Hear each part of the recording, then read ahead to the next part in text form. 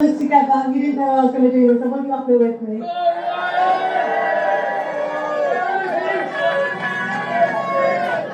Get back there. And now there's no need for support.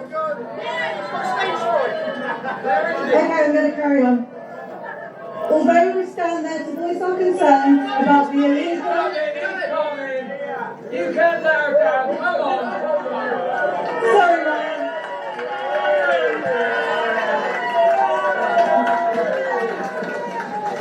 We're in this together, all of us. Although we stand there to voice our concerns about the illegal, undocumented men, we also find ourselves up against some very nasty counter-protesters on the left. We have been trolled and ridiculed all over their fake social media accounts, and they have contacted our places of work determined to get us fired from our jobs. We know full well that we put our livelihoods and safeties at risk by speaking out, but we will not be silenced. For me, the added determination to keep going come from the honest and moving words of a good friend of mine. Jade sent me a text telling me how proud she is of me for being a part of this fight and why she has so much admiration for all of us that are doing so. I'm angry and upset by what happened to Jade, but I'm so proud that she has been brave enough to share her story. So I just want to give a trigger warning. As Craig said, this might be quite upsetting for some people. This is Jade's story.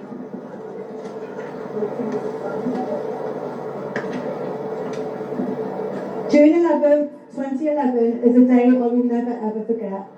I was just 16 and I knew I would have to live with this pain and heartbreak for the rest of my life.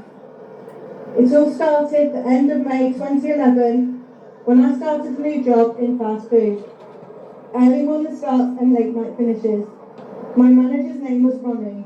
This was his nickname. Originally from India, but he came here to the UK illegally via a lorry many years before this. He married, had a child and was granted a visa. Leading up to these events, he was already texting me flirty messages. I ignored these and my partner at the time warned him off. June 10th, 2011, Ronnie texted me at 9 PM to ask if I could cover a shift for someone else. 5 AM start to open at 6 AM. I needed the money, so I agreed.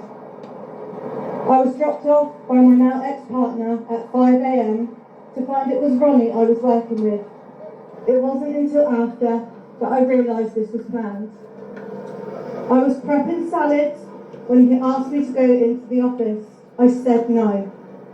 He kept following me around. I was near the big industrial fridge when he grabbed me and pinned me against it. I told him to get off. He said I shouldn't disobey orders and started hitting me. He then strangled me to the floor. I was screaming, no. This is when my life changed. He raped me.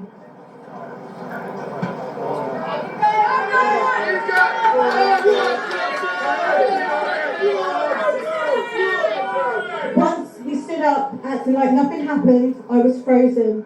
I knew I needed help, but I had no credit. I asked to use his phone. I hid in the toilet and called my partner at the time. While waiting for him to come, Ronnie offered me £3,000 to keep quiet. At this point, my ex walked in and went to do something to him, but I said no and he listened. We went straight to the police station where I froze and I could not talk. CSI were all over my place of work and saw everything on CCTV. I was taken to treetops in Cosham to be stripped, poked and prodded for examinations. This took hours. I was eventually allowed a shower, but no matter how hard I scrubbed, I still felt dirty. After this, I spent hours reliving it again and again in video statements. Ronnie was arrested, and after 96 long hours, the CPS decided to charge with no remand, just bail, and told not to contact me.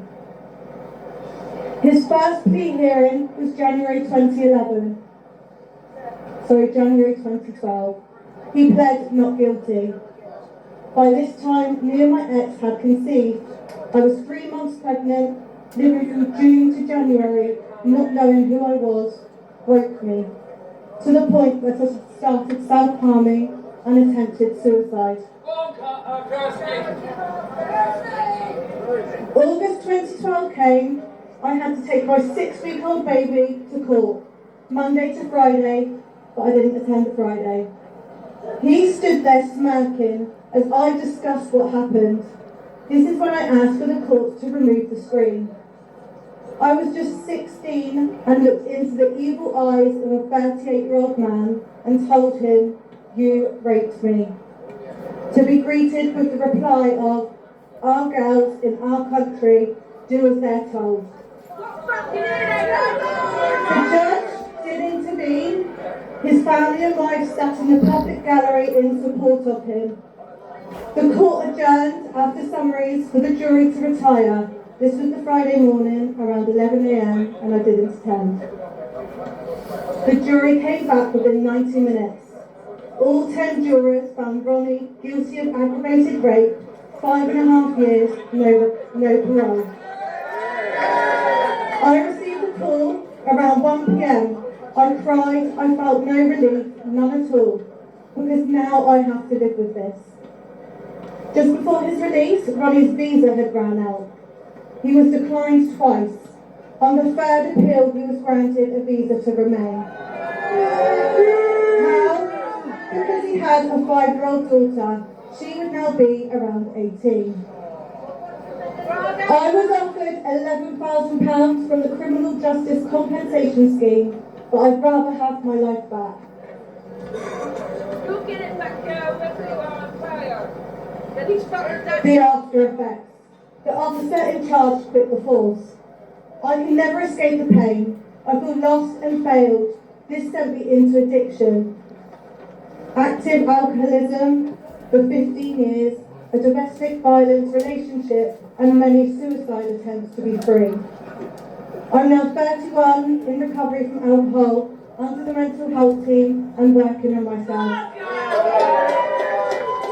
I now have 4 daughters, 13, 7, 5 and 2, and 1 son who's 7 months old. If one thing comes from this chapter of my life, that's change. Save our children.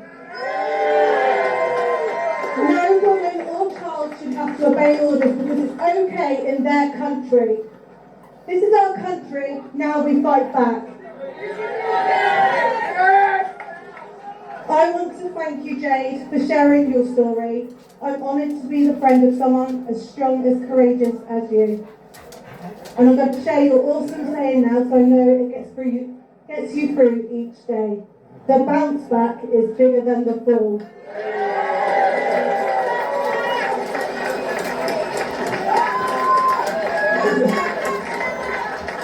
Let's have a big round of applause for Kirsty. I know how much